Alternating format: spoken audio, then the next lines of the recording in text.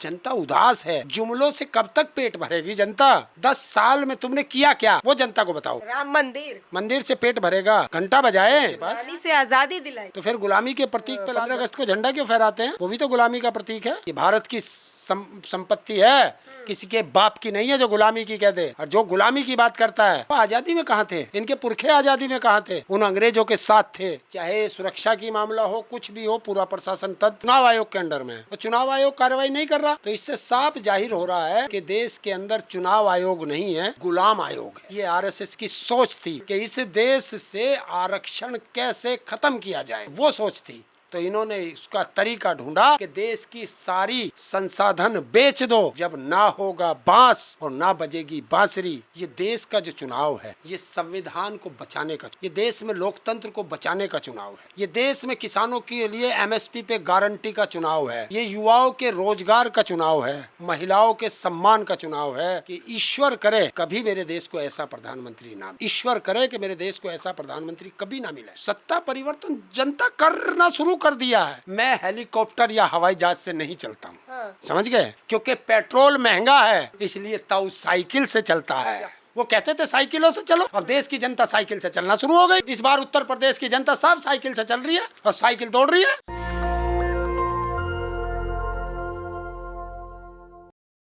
नमस्कार, मैं ब्यूटी गिरी। पहले चरण का चुनाव खत्म हो चुका है। 102 लोकसभा सीटों पर चुनाव हुए, जिसमें कई तरह की अलग अलग जगह से, अलग अलग लोकसभा सीटों से, बूथों से जो है कई तरह की चीज़ें निकल कर आई, जिसमें धांधली की जो है पूरी खबर थी।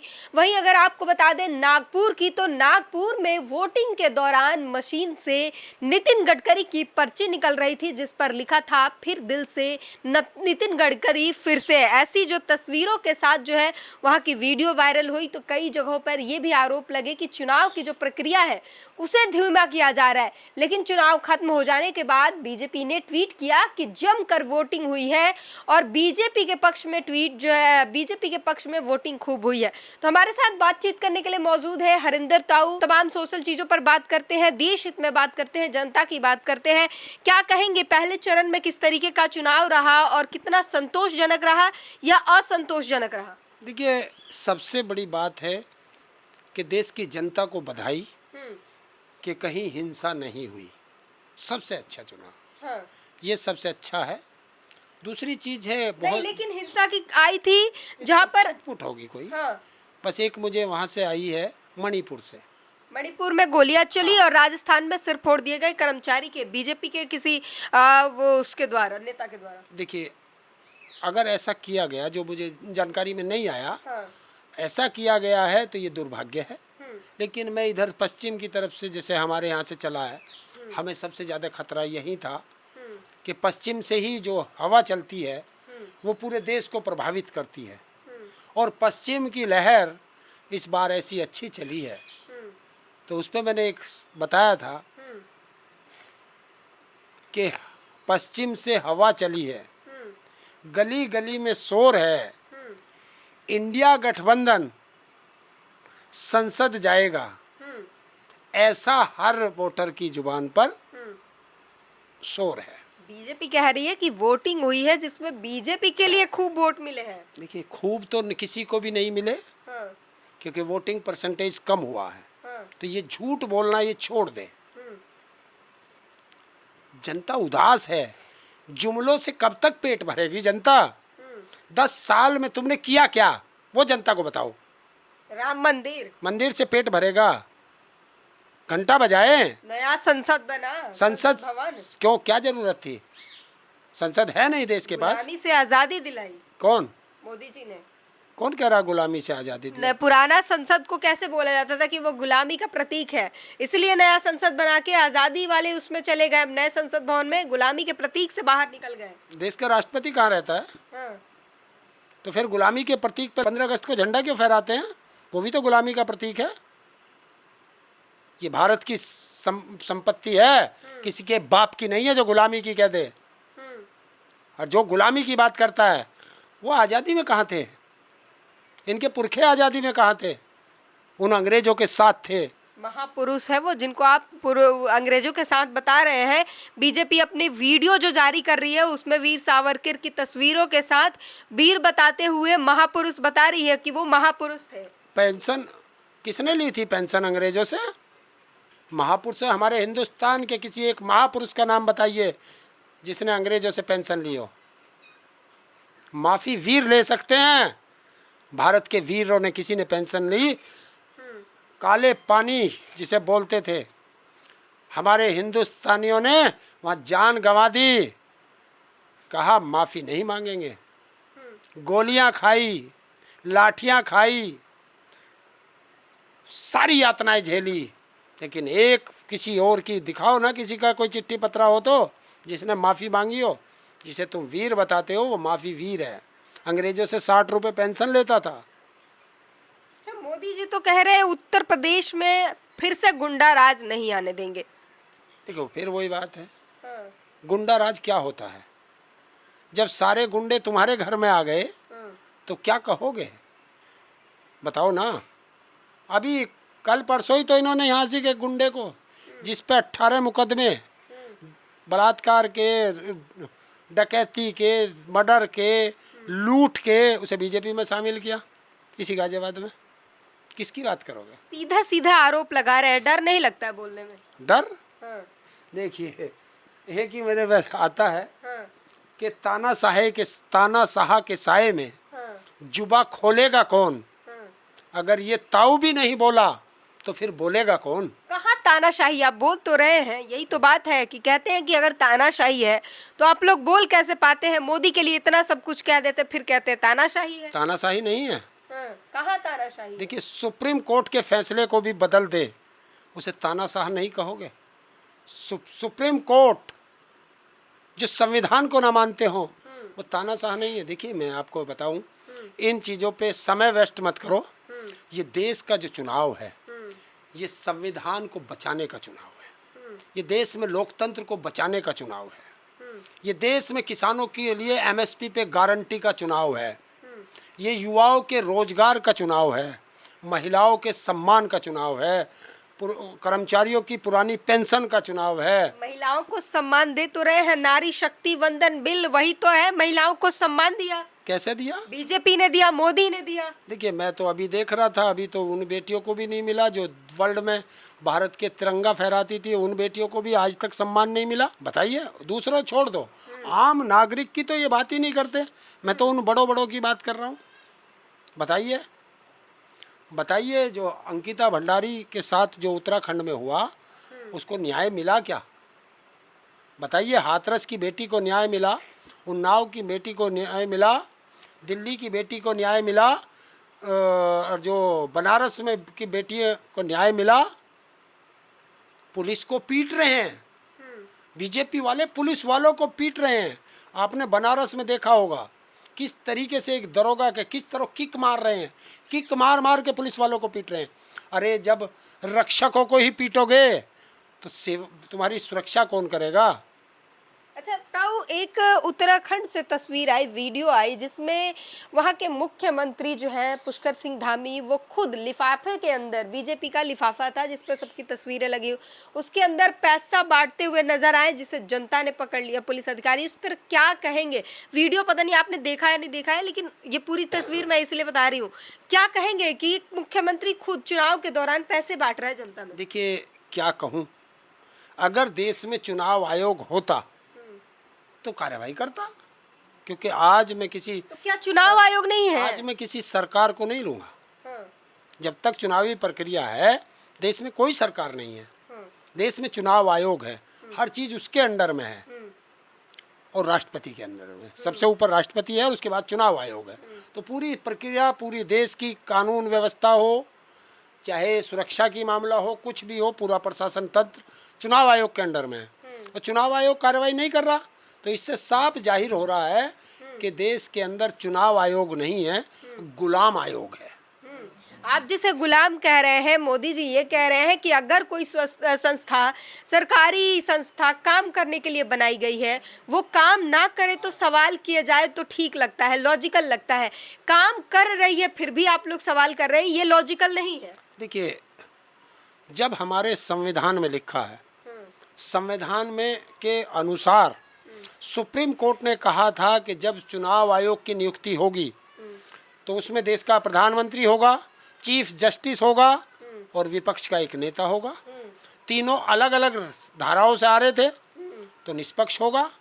प्रधानमंत्री ने कैसे उस आदेश को खारिज करके नया कानून बना दिया कि नहीं, चीफ जस्टिस इसमें नहीं होगा, प्रधानमंत्री होगा, उसके द्वारा नियुक्त एक मंत्री होगा और एक विपक्ष का नेता होगा। विपक्ष के नेता ने खूब विरोध किया, 2-1 से पास करके तुरंत नियुक्त कर दिया। जब मेरे साथ मेरा दूसरा व्यक्ति भी मेरा ही होगा, मेरे द्वारा नियुक्त किया होगा, तो आप सोच सकते हो जिसको प्रधानमंत्री नियुक्त करता हो वो व्यक्ति प्रधानमंत्री से सवाल कर सकता है? जिस आदमी को तुमने नौकरी दी हो वो आदमी नहीं कर सकता, अधिकार है उसके पास। कहाँ है अधिकार? चुनाव आयोग के पास इस वक्त अधिकार है। देखिए, मैंने तो राष्ट्रपति को भी, उपराष्ट्रपति को भी देखा है। देखा है, तुमने देखा है जब लाल कृष्ण आडवाणी जी को भारत रत्न दे रहे थे। जी। देश का सर्वोच्च नागरिक कौन है? भारत की राष्ट्रपति है। और देश का प्रधानमंत्री बैठा है, राष्ट्रपति खड़ी है। मैं लाल कृष्ण आडवाणी जी को मान सकता हूँ, वो बीमार व्यक्ति है, वो बैठे हैं, कोई बात नहीं है।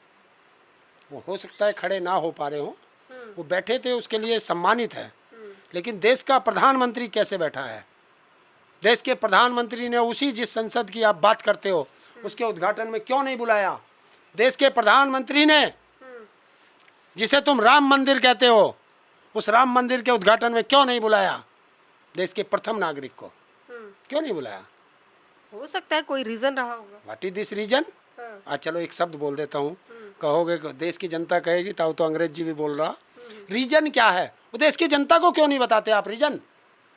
इसलिए नहीं बताते कि अगर देश का राष्ट्रपति सामने आ गया तो उसको दिखाना पड़ेगा। जिन लोगों ने मंदिर में अपनी इस मंदिर को बनाने में पूरे आंदोलन में किया, वो कहाँ हैं? लाल कृष्ण आडवाणी क्यों नहीं बुलाए गए? तबीयत, स्वास्थ्य ठीक नहीं था। हाँ, स्वास्थ्य ठीक नहीं। अभी तो आपने भी कहा कि उनका स्वास्थ्य ठीक नहीं रहता। उसको वो एक वो थी, क्या नाम है उस महिला का? स्मृति ईरानी? नहीं, जो अरे जिसने कहा था मैं जल समाधि ले लूँगी, वो वहाँ की मध्य प्रदेश की उप मुख्यमंत्री भी रही थी हमारे, वो रही है, वो है। और उसको भी नहीं बुलाया, वो भी आंदोलन में रही। बताइए, परवीन तोगड़िया को के परिवार से नहीं किसी को बुलाया, किसको नहीं बुलाया? जिन लोगों ने इस मंदिर आंदोलन को चलाया उसमें से एक भी नहीं आया। और मंदिर आंदोलन की तो कमेटी अलग थी, और जो सुप्रीम कोर्ट ने एक कमेटी नियुक्त की थी, वो कमेटी इसलिए नियुक्त की थी कि आप मंदिर को बनवाइए, उद्घाटन की तो उसमें बात ही नहीं थी। सरकार का तो उसमें कोई काम ही नहीं था। तो ये सरकार क्यों इन्वॉल्व हुई? जबरदस्ती उसमें गए। वापस आते हैं चुनाव के आंकड़ों पर, तो भाजपा का दावा है कि बिहार की 40 की 40 सीटें, उत्तर प्रदेश की 80 की 80 सीटें, वो सब उनके खाते में जारी, और दिल्ली की गद्दी तक तो ये 2 राज्य बड़े मायने रखते हैं। तो ये बोल रहे हैं कि 80 और उधर से 40 पूरी सीटें जो इनके खाते में है। देखिए, मुंगेरी लाल के हसीन सपने हैं, देखने का सबको अधिकार है। उत्तर प्रदेश में 79 तो इंडिया गठबंधन जीत रहा है और 1 पे लड़ाई चल रही है। अच्छा, 79 इंडिया के खाते में, 1 पे ही लड़ाई? 1 पे लड़ाई है, उसे भी जीतेंगे। मतलब 80 की 80 सीटें आपके खाते क्यों? में? हमारी, देखिए, हमारी बात नहीं मान रही है लड़की। उसकी कैसे मान रही? वो भविष्यवक्ता है। हम कहाँ मान रहे हैं, हम तो पूछ नहीं रहे तो हैं, आंकड़े पूछ रहे हैं। हाँ, तो यही सवाल ही उनसे पूछो। देखिए, देश की जनता है, जनता सर्वोपरि है, वो वोटिंग कर रही है और वोट बहुत अच्छे तरीके से कर रही है, और जनता बदलाव की तरफ चल रही है। देखिए, अगर आप तवे पे, आप तो बेटी हैं, खाना बनाती हैं, तवे पे रोटी क्यों पलटते हो आप? क्यों जल न जाए इसीलिए। जब तुम्हें रोटी का इतना ख्याल है तो इस पूरे देश को क्या ख्याल रखना पड़ेगा? तो बदलते रहो, वरना तानाशाह आ जाएगा। कह तो रहे हैं कि मोदी जी बढ़िया से ख्याल रख रहे हैं, उनके जैसा कोई रख ही नहीं पाएगा। देखिए, ईश्वर करे, आज आपको सच्चाई बताता हूँ कि ईश्वर करे कभी मेरे देश को ऐसा प्रधानमंत्री ना मिले। ईश्वर करे कि मेरे देश को ऐसा प्रधानमंत्री कभी ना मिले। क्यों? देखिए, कोई भी, अब इतने प्रधानमंत्री आए, उसमें किसी को कमी भी दिखाई दी होगी, किसी को अच्छा भी लगा होगा। देश की संपदा कोई नहीं बेच के गया। जो प्रधानमंत्री आए सब देश को PSU दे करके गए। हाँ। यही एक ऐसा प्रधानमंत्री निकला जिसने देश की सारे PSU बेच दिए। जब हम अपनी सारी सरकारी चीजें बेच देंगे तो बच्चों को कहाँ से देंगे? आज आपको सारी सच्चाई बता देता हूँ। हाँ। ये सारा काम किस लिए किया गया? ये RSS की सोच थी कि इस देश से आरक्षण कैसे खत्म किया जाए, ये वो सोच थी। तो अगर ऐसे आरक्षण खत्म करेंगे तो देश की जनता में गुस्सा पनप जाएगा, देश की जनता सड़कों पर आ जाएगी। तो इन्होंने इसका तरीका ढूंढा कि देश की सारी संसाधन बेच दो, जब ना होगा बांस और ना बजेगी बांसुरी। बची थी सेना, सेना भी क्या किया? अग्निवीर। रुक जाओ, अब के और मोदी को ले आओ।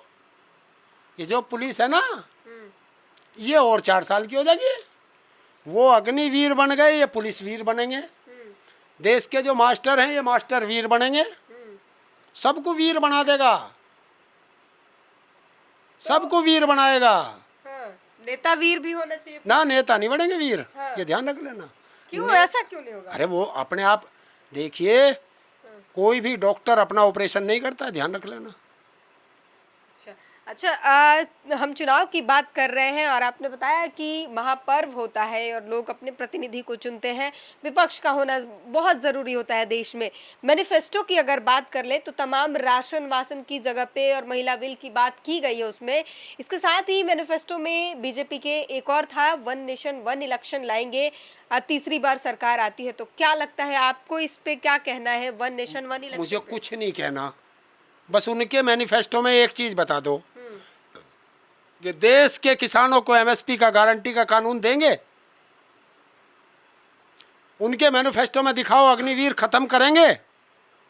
उनके मैनिफेस्टो में बताओ कि 2 करोड़ जो रोजगार का हर साल का वादा किया था वो है क्या?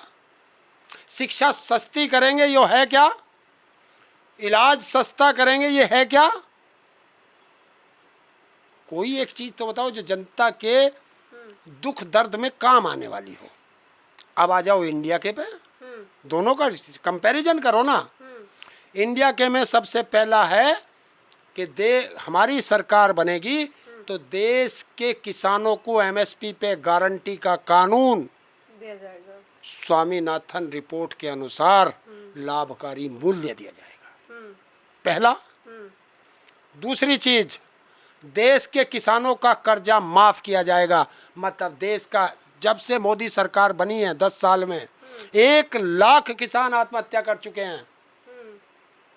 कोई उद्योगपति ने आत्महत्या की है क्या? किसी उद्योगपति को आपने कभी सड़कों पर आंदोलन करते देखा क्या? उनका कर्जा 15 लाख करोड़ रुपए माफ हो सकता है। मेरे देश के किसानों का 2 लाख करोड़ रुपए माफ नहीं हो सकता। तो देश के किसानों का कर्जा माफ होगा। महिलाएं, गरीब महिलाओं को, परिवार में एक गरीब महिलाओं को 8,500 रुपये महीना और टोटल मिला के 1 लाख रुपए साल का दिया जाएगा, ताकि महिलाएं अपना घर खर्च चला सकती हैं। हर बेरोजगार को रोजगार दिया जाएगा, 1 साल तक उसे ट्रेनिंग दी जाएगी और मिनिमम 8,500 रुपये, 8 या 8,500 रुपये उस व्यक्ति को कंपलसरी दिए जाएंगे। तो ये क्या है? ये अग्निवीर खत्म करने की भी बात है। अग्निवीर खत्म पहली कलम से। और अगर ये अपने वादे पे नहीं रही इंडिया तो ये ताऊ उसके मोंडे पे धरना दे देगा उसका मैनिफेस्टो लेकर के। ये भी वादा है। और आज एक और बता दूं, अखिलेश जी से बात हुई थी मेरी कि वो मैनिफेस्टो में किसी तरह वो जब लिखा गया तो हमारा मुद्दा छूट गया। देश के विकलांगों को, जो दुनिया की सबसे कमजोर कड़ी है, उसके लिए अखिलेश जी ने वादा किया है कि अगर हमारी सरकार बनेगी तो देश के विकलांगों को देश में पहली बार विकलांग आयोग मिलेगा। तो अगर नहीं होता तो आप सीधे उनके ताऊ धरना देगा। और मुझे यकीन है कि जब वो अखिलेश जी ताऊ से वादा करते हैं ना, वो आज तक मुकरे नहीं है। जो ताऊ ने कह दिया वही बात उन्होंने करके रखी है। वो चाहे चुनाव में किसी भी तरह की बात होती है, वो मेरी बात को मानते हैं, सुनते हैं और शायद वो अपने सांसद और विधायक को इतना समय ना देते हो जितना इस ताऊ को देते हैं। तो क्या लगता है इस बार सत्ता परिवर्तन हो जाएगा? सत्ता परिवर्तन जनता करना शुरू कर दिया है। आपको कैसे पता चल रहा है? अभी तो चुनाव हो रहे हैं, अभी पहले चरण का ही देखिए, चुनाव हुआ है। मैं हेलीकॉप्टर या हवाई जहाज से नहीं चलता हूँ, हाँ, समझ गए? हाँ, क्योंकि पेट्रोल महंगा है, इसलिए ताऊ साइकिल से चलता है। और ये तो उन्होंने भी कहा है, उनके मंत्री या सांसद कहते थे, जब देश की जनता कहती थी कि पेट्रोल बहुत महंगा हो गया, पेट्रोल बहुत महंगा हो गया, वो कहते थे साइकिलों से चलो। अब देश की जनता साइकिल से चलना शुरू हो गई। इस बार उत्तर प्रदेश की जनता सब साइकिल से चल रही है और साइकिल दौड़ रही है। आप तो प्रचार कर रहे हैं। प्रचार, ये प्रचार है? साइकिल, अरे साइकिल प्रचार है तो साइकिल पे बैन लग जाना चाहिए हिंदुस्तान में। फिर क्यों दिया साइकिल? चुनाव छीने इन्होंने।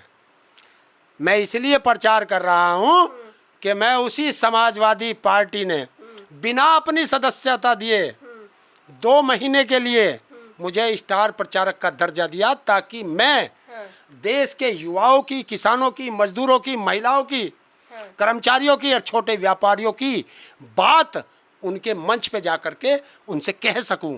ताकि मेरे पास पैसा नहीं है, मैं मंच नहीं बना सकता, मेरे पास इतने संसाधन नहीं है कि मैं सबको इकट्ठा कर सकूं, तो मुझे प्रदेश की जनता इकट्ठी मिल जाती है और बना बनाया मंच मिल जाता है, इसलिए मैं वो बात करता हूं। जी, तो इन्होंने बताया कि सत्ता परिवर्तन की सिर्फ लहर नहीं है, क्योंकि ये साइकिल से चलते हैं तो जनता से मिलते हैं, जनता इनके पास आती है, ये जनता के पास जाते हैं, इसलिए इनके पास जनता के आंकड़े हैं, जनता के मन में क्या चल रहा है वो सब कुछ ये जानते हैं और ये दावा कर रहे हैं कि सत्ता परिवर्तन होगा। साथ में इन्होंने ये भी दावा किया कि कांग्रेस ने जितने वादे किए हैं, इंडिया गठबंधन ने जितने वादे किए हैं अपनी मैनिफेस्टो में, अगर वो पूरा नहीं करती है तो सीधे उनके हेडक्वार्टर जाके उनके सामने धरना करेंगे ताऊ और उनको याद दिलाएंगे। तो ये बड़ी बात है और सही बात है। जनता कंपेयर करके देख रही है एनडीए की, जो बीजेपी की जो मैनिफेस्टो है और इंडिया अलायंस की तमाम लोगों की मैनिफेस्टो है, चाहे वो कांग्रेस की हो, बिहार में आरजेडी की मैनिफेस्टो, हर जगह पर जनता की बात की गई है। लेकिन बीजेपी के मैनिफेस्टो की बात करें तो भगवा रंग से रंग दिया गया उसे, अपने काम गिनाए गए, 1 नेशन 1 इलेक्शन की बात की गई, लेकिन जो बेसिक मुद्दे थे, जो तमाम जनता की मांगे थी, उस पर ध्यान नहीं दिया गया और इसको लेकर जो है जनता नाराज है। और इसलिए ये जो चुनाव में भी इसका असर दिख रहा है, चुनाव में मतदान की जो है वो गिरावट दिखी है, कई प्रतिशत में गिरावट आई है। लोग अपने घरों से बाहर निकलना नहीं चाहते, वोट डालने नहीं जा रहे और ये दुर्भाग्य की बात है। इस पूरी बातचीत पर अपनी प्रतिक्रिया जरूर दीजिए। कैमरामैन आशीष के साथ ब्यूटी गिरी, धन्यवाद। नेशनल दस्तक की आपसे गुजारिश है कि अगर इसको बचाना चाहते हैं तो नेशनल दस्तक को सब्सक्राइब करने के लिए रेड कलर के सब्सक्राइब बटन को दबाएं, फिर बेल आइकन की घंटी दबाएं। नेशनल दस्तक को बचाने के लिए बहुत जरूरी है कि हर खबर को शेयर करें, लाइक करें, कमेंट जरूर करें।